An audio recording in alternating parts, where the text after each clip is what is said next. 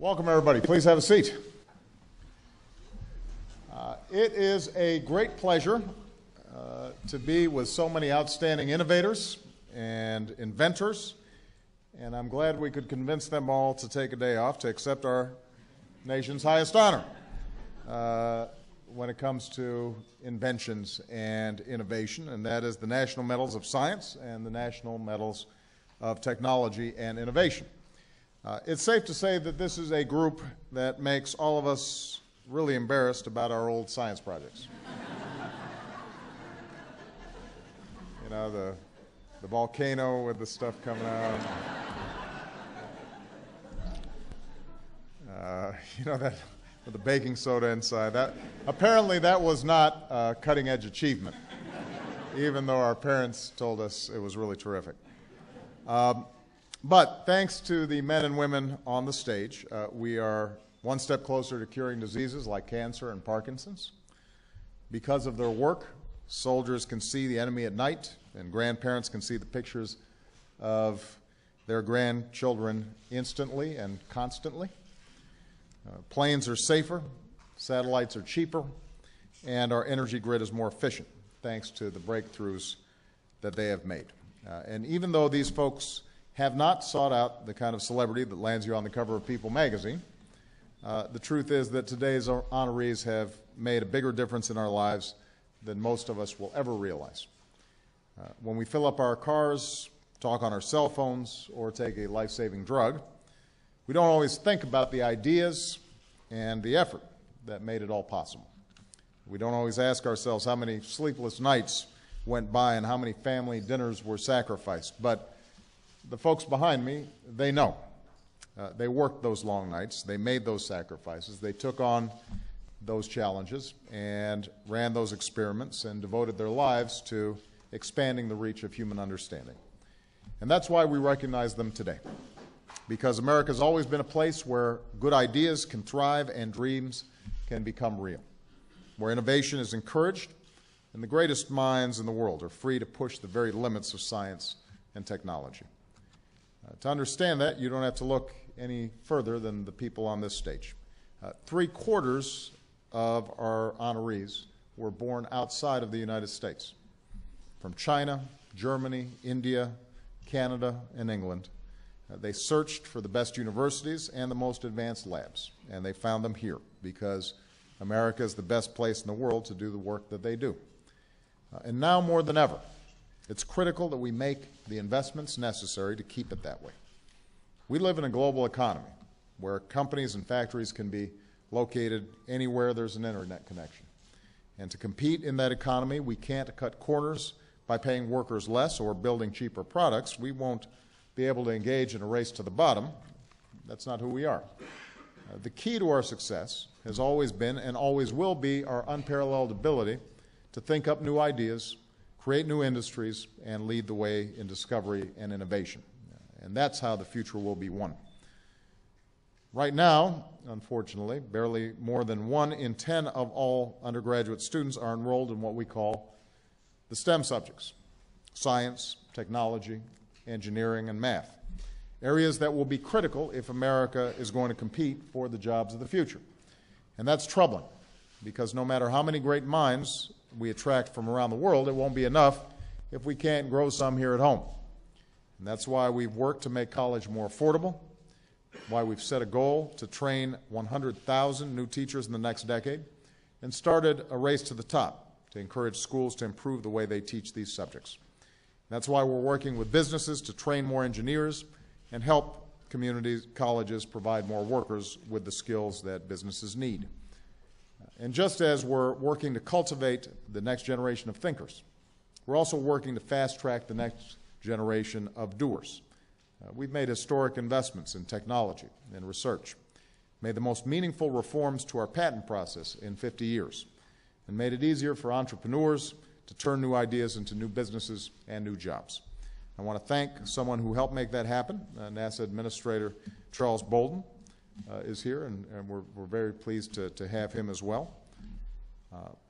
As the men and the women on this stage will tell you, nobody gets here on their own. Each of them succeeded because they had a great teacher or a great mentor or a great partner. Some of them don't have to look far for inspiration. In fact, I hear that Jackie Barton's husband won the same award she's getting today in 2006. And they plan on displaying their medals next to each other on a mantle at home, which I would imagine will intimidate dinner guests. And just as each of today's honorees has had someone in their lives who lit a spark or kept that spark burning, they've paid it back by inspiring somebody else. When Peter Steng won this award, he made sure to thank the 100 postdoctoral and PhD students he's mentored over the years because, as he said, this recognizes their work as well. When Jay Baulinga first got interested in physics by picking up a book at the local bookstore, he remembered that, and he now tells his students to go beyond the curriculum and come up with ideas of their own. When Richard Tapia remembers what it's like growing up as a son of Mexican immigrants and the first one in his family to go to college. Today he's a world-class mathematician, but he, because of those memories, helps more young people, especially women and minorities, to get involved in math and in science. And in the end, that's what this today is all about. One of the best ways we can inspire more young people to think big, dream big dreams, is by honoring the people who already do. Folks who are smart and aren't afraid to show it, but also folks who've taken that brilliance and gone out and changed the world. Because that next generation is already coming. They're already knocking on the door. A couple of weeks ago, I got a chance to meet the winners of the Google Science Fair. I want to point out that all three of them were girls. And they had beat out...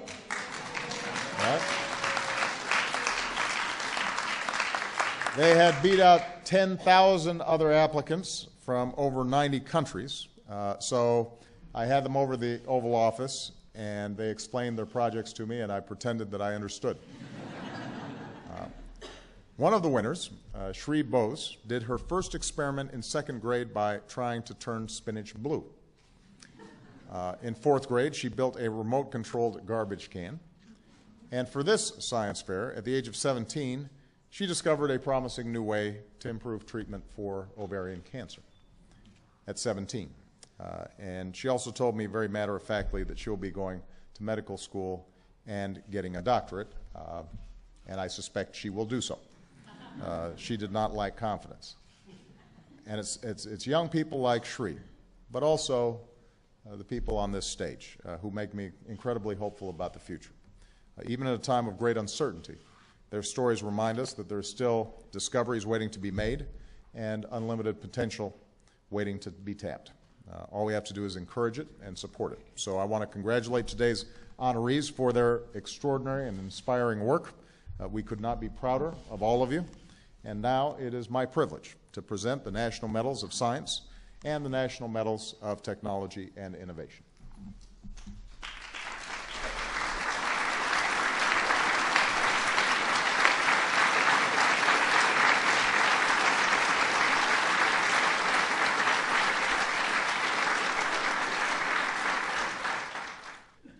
C. Donald Bateman.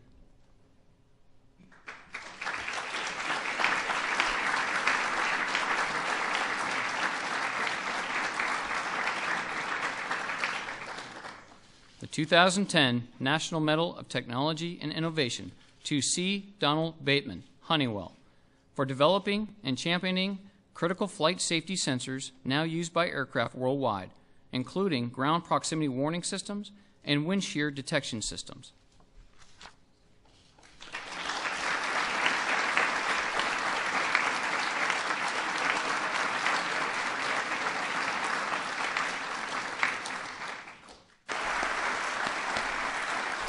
We are very proud of them, and I hope all the young people who are either watching or who are here today take inspiration from the extraordinary work that they do.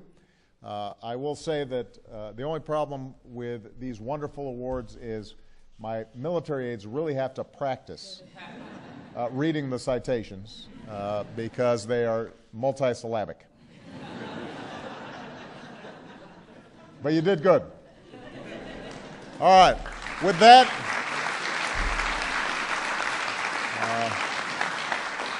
I hope everybody enjoys this wonderful celebration and reception. And again, thank you so much for helping to make the world a better place.